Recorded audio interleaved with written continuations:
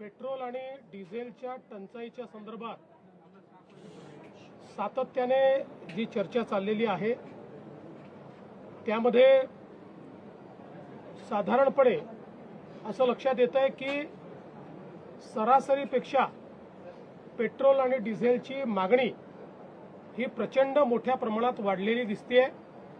त्याचीही आपूर्ती आपण करतो, पण कुठेतरी याच्यात साठेबाजी होते आहे असे निदर्शनास येत आहे।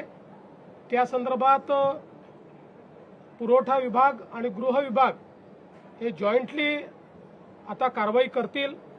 मी केवळ आपल्या निदर्शनास आणू इच्छितो की पेट्रोलच्या संदर्भात जी काही सरासरी वापर आपला आहे, मागणी आपली आहे, त्यापेक्षा 23% जास्त आता आपण पुरवठा करतो आहोत। 23% मागणी वाढलेली आहे।